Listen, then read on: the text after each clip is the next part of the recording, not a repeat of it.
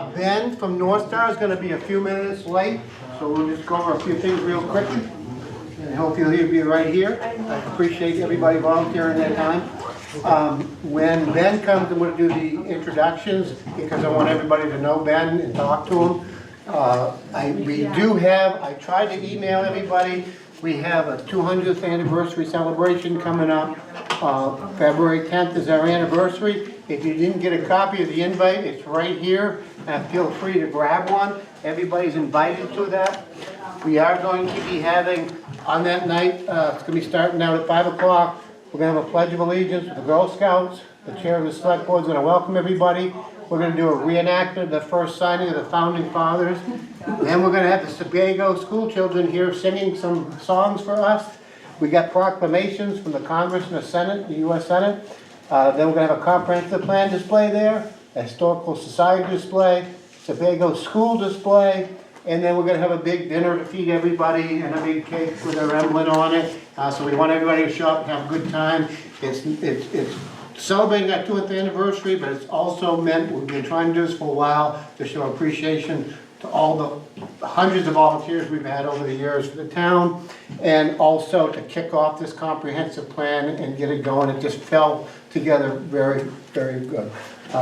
So what I wanted to do quickly is the comprehensive plan update and overview. Is we went over this a few times with the Board of Selectmen. We had people come in, do their presentations to do the comprehensive plan, and then the board then awarded the bid to North Star.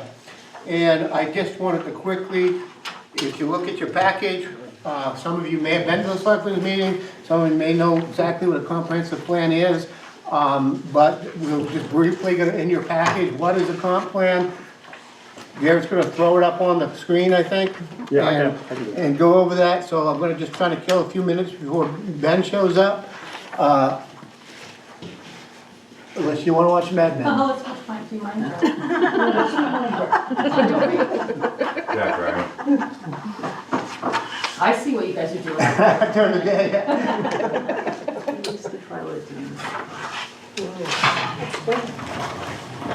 We're visiting the offices right up Plain here, line. paperwork. We got you now, Michael. We're supposed to be busy up to here with paperwork. We got your number now. Which one are you playing? Season 3 of Scooby-Doo.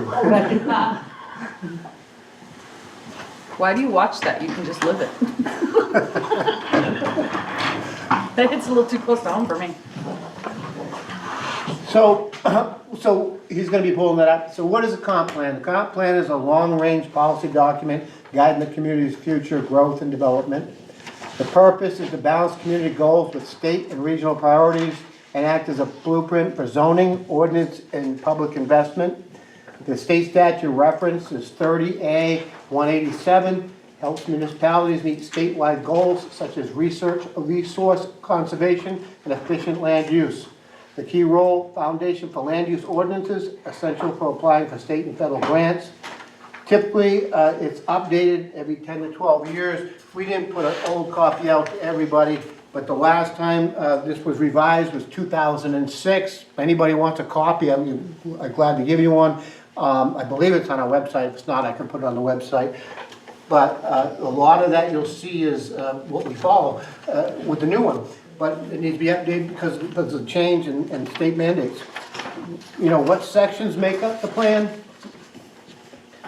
There's inventory and analysis. I'm not going to read all those for you, but a lot of it is land use, housing, transportation, recreation, and open space, historical, and forestry, agricultural, so there's quite a bit to it.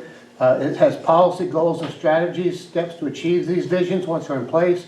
Future land use plan, that's the big one, the guidance on zoning and growth areas in the town, which we're mandated to have. Implementation program, timeline, funding, and responsibilities for proposed action in the future. Usually after it's done, there's an implementation committee that gets put together. Sometimes the planning board, sometimes the board of selectmen, sometimes it's a group like yourself, to make sure that these goals get put into place, that they go forward, and that something goes rather than having the book put on a shelf. If you go to the next page, I don't know how much you have on there, the main Growth Management Act, It explains out what's required of it in the comprehensive plans, and the significance of it. It's framework to protect Maine's unique environment while guiding economic and residential growth responsibility, and it encourages regional cooperation and sustainable land use practices. The statewide goals are listed after that too, which encourage orderly growth and development, protect natural resources, promote affordable housing, safeguard ag and forestry lands, protect critical nature resources, maintain water quality and manage stormwater, prevent and mitigate coastal hazards, and preserve historical and cultural resources. So in your packet after that, what you have is, it says optional self-assessment checklist. That's right, the state, this is the actual state's checklist. So when the state, we submit to the state uses this as a pass-fail, and they go through each one of these sections to see if it's in compliance.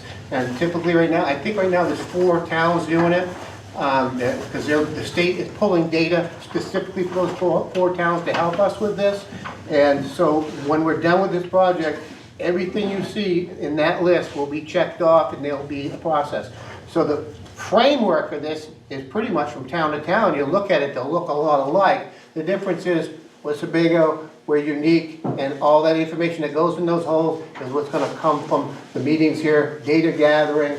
What I didn't get into is how we chose the people that we did. And one of the things we did look at is we looked at their experience, if they had submitted these to the state, were they approved, their data collection methods, and to ensure that the data collection was inclusive, meaning the whole town needs to have input on this, including summer residents and the diversity of the town to meet all this. So going through that, Ben has showed up. I'm going to introduce Ben, and with Ben, what I would like to do, if you don't mind, is just to go back a little bit on the agenda to the introductions. I'm going to start with myself. I'm going to go to Ben and his assistant and go around the room because I want everybody to know everybody, and then I'm going to let Ben take over after that. So I'm Michael Chairman, I'm the town manager, and Ben's going to come and introduce him and his one staff, I guess, tonight. And then we're going to go around and introduce everybody. Cool, thank you. I'm glad you got started without us. We're still learning how much time to leave between the office and here. A lot. A fair bit, yeah. Going through North Wyndham. So I'm Ben Smith, North Star Planning. I'm the principal, the owner of North Star, and I'll be the project manager for this effort. You're gonna see our whole team at various points over the year for meetings and other activities where we're gonna need a little more folks in the room, but you're definitely gonna see a lot of Onarosa as well, and I'll let you introduce yourself. Yeah, I'm Onarosa, an associate with North Star Planning, and yeah, we'll be very involved. Excited for it. Cool, so do we just wanna maybe start with the front row and kind of work our way around? And I wonder, what should we say about ourselves? Why don't you just introduce yourself and let us know how long you have lived in the community. I'd like to know also what area of Sebago you live in. I'm Lisi Goddard. I live in the Long Beach area, and we bought our place in 2006, but have lived here full-time since 2020.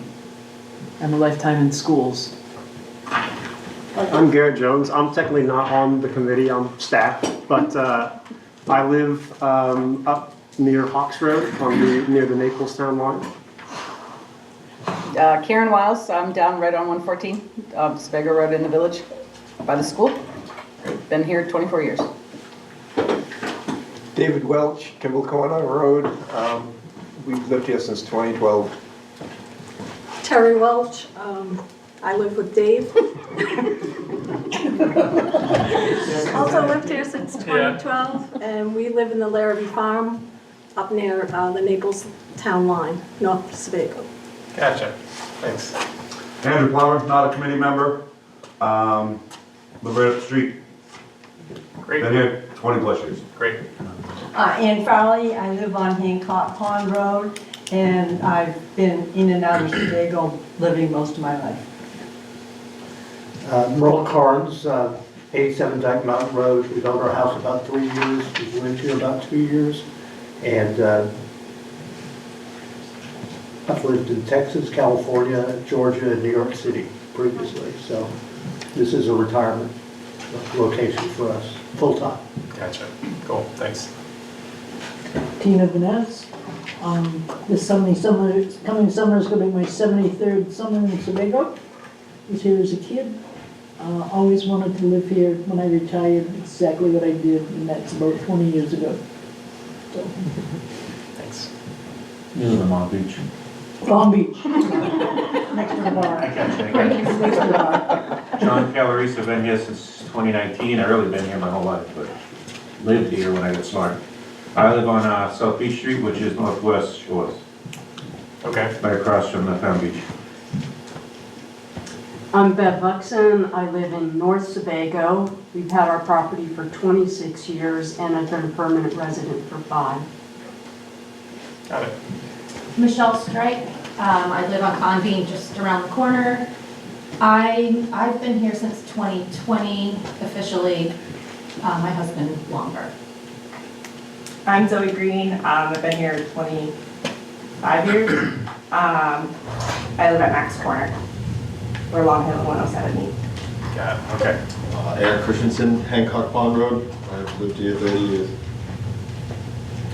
I'm Kurt Christensen. I live on the Northwest River Road near the town beach.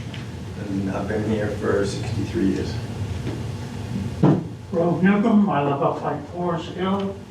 I've lived in Sebago for 39 years. David Heath, I am at the corner of Dyke Mountain Road and Douglas Hill. An old house, 1894 house, and I moved here in 1978. Gotcha. Not even. Right. Not as old as the house. So Terry Welch was kind enough to bring snacks here. Nobody knows Terry, she's a great person and a fantastic cook, so feel free to have some of that. It is kind of informal what we're doing because we have a large crowd. We're trying to get an orientation going. As I mentioned before, we're going to do our official kickoff of the comp plan February 10th. We plan on being very large. Everybody's welcome to be there, of course, and putting some displays up for that. I want everybody to, Garrett, stand up for a second because I want to make sure everybody knows Garrett, because Garrett, if you don't know him, Garrett's the land use assistant, and he works for the town, and he is going to be a liaison here. So if you got questions, you have information that needs to come in and out, Garrett's the man to talk to about that, okay? So I want to make sure everybody knows Garrett. Give a wave to everybody, Garrett, and then know who you are. I'm Garrett. Was there one more person to introduce themselves? Did you? Yeah, I'm Christina Robinson. I'm the code enforcement officer. I've been here for a year and a half. Thank you. Yep. Oh, sorry. So I think one of the things we're curious about, we have a few slides. Do you just want to like jump right into some of these things? Was there a couple of questions we wanted to tee up? Yeah, I don't know how quickly we can get them.